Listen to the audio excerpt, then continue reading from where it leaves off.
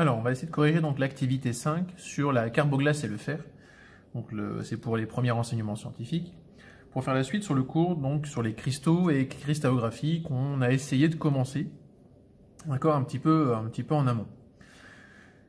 Donc, on a 6 questions, d'accord, qui sont en bas de la page que vous avez en document.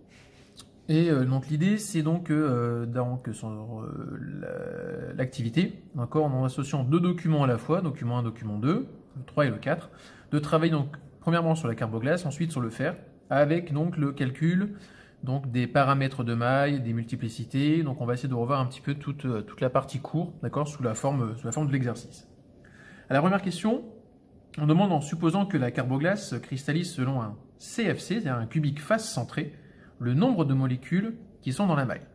Alors pour rappel, vu qu'on travaille sur le CO2, donc on travaille sur du dioxyde de carbone, ça signifie qu'il y a à chaque fois un atome de carbone qui s'associe avec 2 atomes d'oxygène dessus. Du coup, on a donc le CO2. Ce qui signifie que si j'arrive à compter le nombre de carbone dans la maille, qu'on va voir ici, eh bien je peux déterminer du coup le nombre de molécules qui sera présente dans la maille. Alors on pourrait effectivement compter le nombre effectif de CO2 qui est à l'intérieur. Le problème, c'est que si je fais ça, eh bien on va s'apercevoir que cette molécule, elle participe à non pas une maille, mais à plusieurs mailles. Pareil pour les sommets. Je ne pourrais pas dire que c'est uniquement dans cette maille-ci, puisque je peux dessiner d'autres mailles avec, auxquelles elle appartiendrait, à laquelle elle ferait aussi un coin de cube, un cube de maille, par rapport à la maille. Donc, je vais avoir ce problème, et donc on va devoir travailler avec la multiplicité. Alors pour rappel, cette multiplicité dont on a besoin, c'est celle qui va s'écrire avec le nombre Z.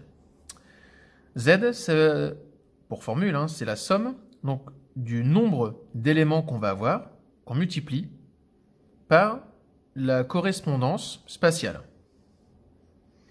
Alors c'est un peu grossier de le dire comme ceci.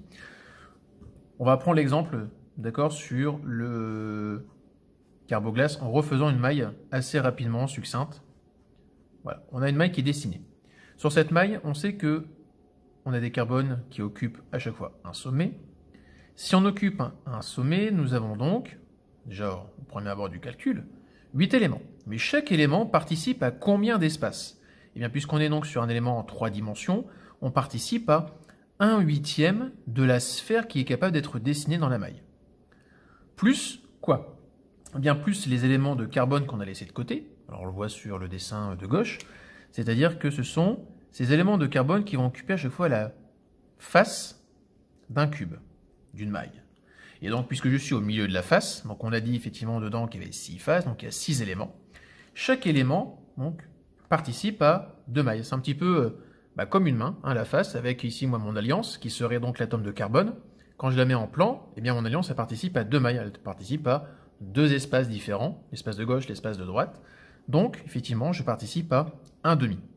Si on fait le calcul, on arrive donc à une multiplicité qui vaut 4. Et donc, cette multiplicité me permet de dire que si je trouve une multiplicité de 4, j'ai donc 4 molécules de CO2 par maille. Dans la question 2, il faut faire un peu plus de calcul. On demande donc de calculer le paramètre de maille. Pour rappel, le paramètre de maille, c'est-à-dire c'est l'arête A que je suis capable de dessiner. Mais attention, on travaille en 3 dimensions. Donc cette valeur de A se retrouve dans 3 côtés. Et donc je peux trouver le volume de la maille, qui serait A au cube. Mais moi ce que je veux, ce n'est pas le volume, c'est le paramètre A. Donc on va devoir transformer ceci. Et l'inverse de puissance cube, c'est puissance 1/3. Donc si je trouve le volume, je trouve A. Le moyen de faire ça, c'est de prendre le document 2. Dans le document 2, on nous dit la masse d'une molécule de CO2, et on nous donne la masse volumique pour la maille. Donc, masse volumique, par définition, c'est masse divisée par volume, mais à ne pas oublier que cette valeur doit être multipliée par 4, d'où le calcul précédent, car on a 4 fois la masse de CO2 par maille à compter. C'est là, en fait, qu'il y avait un piège. Si on fait donc l'opération, on a donc le volume qui sera donc à 4 fois m divisé par ρ. On peut essayer de pousser au maximum le calcul littéral, c'est-à-dire avec les lettres, de manière à ne pas faire d'erreur ensuite avec trop de chiffres significatifs. Si on met tout ça en lien, eh bien on sait que A, ce sera 4 fois M divisé par ρ, puisque je ne fais que remplacer la valeur de V. Et tout ça, on va le mettre à puissance 1 tiers à la calculatrice. Si on fait ça, eh bien à la calculatrice, on va obtenir une valeur de A qui vaut à peu près 5,72 10 puissance moins 10 mètres. Question 3. On demande donc, en utilisant le théorème de Pythagore, de déterminer la diagonale d'une face de la maille. Alors on va s'exécuter, je dessine une face. On sait que pour une face, il y a le paramètre A. Et nous, ce qu'on cherche, c'est ce que je schématise ici en vert, c'est la diagonale. On va l'appeler petit d, enfin diagonale. Le théorème de Pythagore me dit que dans un triangle rectangle, d carré est égal à a carré plus a carré. Donc on a 2a carré. Nous, ce qu'on veut, c'est petit d. Donc petit d, tout ça passe à racine carrée. Donc on passe à racine carrée de 2a carré. Donc petit d sera donc égal à a fois racine de 2. La question se poursuit en demandant donc d'en déduire la distance d entre deux atomes de carbone de deux molécules voisines selon la diagonale. N'oublions pas que dans la diagonale, on doit représenter donc les atomes de carbone. Donc on avait représenté tout à l'heure qu'il y avait une partie d'atome ici, une partie d'atome là, une partie d'atome ici et une partie d'atome là. Et un atome au centre qui fait contact avec les autres. Alors ça c'est mal schématisé, hein, j'ai pas très bien triché.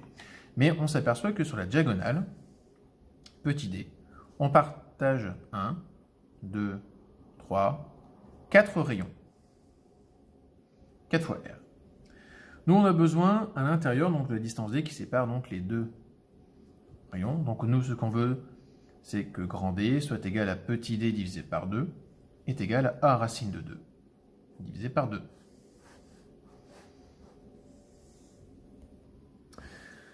On passe à la question 4.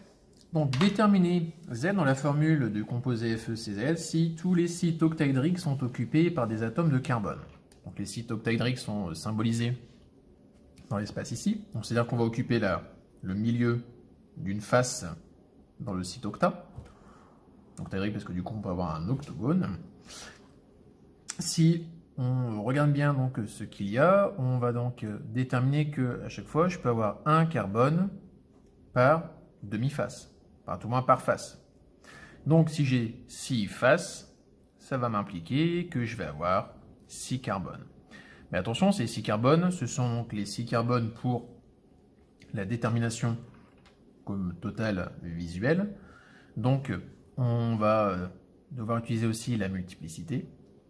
6 atomes de carbone qui participent respectivement chacun à 1,5, donc on aura 3. Donc la formule, c'est du Fe, c'est 3. Sachant que le paramètre de maille, donc petit a, est égal à 4 R1 sur racine de 3. Exprimez donc le rayon théorique R' de l'atome de carbone qui est inséré dans ces aciers en fonction du paramètre de maille petit a et en supposant qu'il y a tangence des atomes Fe et C sur l'arête du cube. Donc il y a tangence, c'est-à-dire que quand on va dessiner une face, et c'est le mieux que l'on puisse faire, c'est toujours se représenter des faces, on va avoir au centre un carbone, et on doit avoir aussi, ici, du fer tangent, donc qui touche. Ici du fer, ici du fer, ici du fer. Ce qui va laisser un espace entre deux atomes de fer voisins.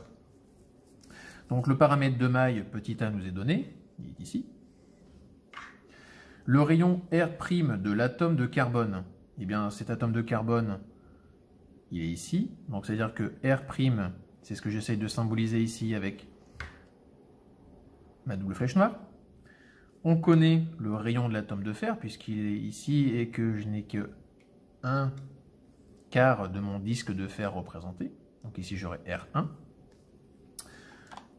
Et on a déterminé tout à l'heure justement cette distance D à la question 3. En connaissant grand D, qui serait égal à a racine de 2 divisé par 2. Dans la distance D, j'inscris également que ça vaut R1 plus le R', et moi je cherche R'. Donc, puisque je cherche R', je vais devoir l'isoler dans mon calcul. R', ce sera donc A racine de 2 sur 2 moins R1. Ça, c'est la première étape. Seconde étape, eh bien, je vais remplacer ce qu'on m'a donné comme information. Petit a, donc c'est 4R1 sur racine de 3. Je multiplie et je prends les chiffres que j'ai laissés de côté. Le racine de 2 sur 2 moins R1.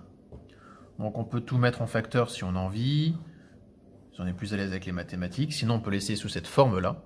Ce qui compte, c'est de l'avoir exprimé, c'est-à-dire qu'on a sorti une formule là-dessus. Et question 6, du coup, calculer la valeur du rayon théorique, donc R' du carbone, et on va le comparer en sachant que le rayon normalement vaut 77 pm, donc picomètre. Donc seule chose, ce qu'il faut faire, c'est ne pas oublier d'aller chercher l'information de R1, et cette information de R1, elle se trouve dans le document 3, lorsqu'on parle donc du fer sous sa forme de cristaux. Donc on va lui donner en fait R1 qui vaut 124 picomètres. Alors si je me regarde bien, je vais avoir du R1 qui serait possible d'écrire sous la forme mathématique plus simplifiée, comme on disait, de mettre en facteur, R1. Donc un rayon pour un rayon, je peux me donner la faveur de ne pas changer l'unité pour travailler en picomètre. Et si on travaille correctement, on va revenir à une valeur qui vaut 78,5 pm, picomètre. La valeur théorique a été de 77, donc l'idée de discuter du résultat, eh bien en fait c'est de faire un pourcentage d'erreur. Donc en pourcentage d'erreur, si je prends la valeur que j'ai calculée par rapport à la valeur qui est attendue, donc 78,5 divisé par les 77, donc on a une marge d'erreur, donc on est à 1,02, on va arrondir. Donc j'ai dépassé la valeur 1, je l'ai dépassé, d'accord, de 0,1, puisque 1 correspondrait à 100%. Ce qui veut dire que j'ai fait une marge d'erreur de 2%, ce qui est, en vue du résultat et du type de calcul, parfaitement acceptable.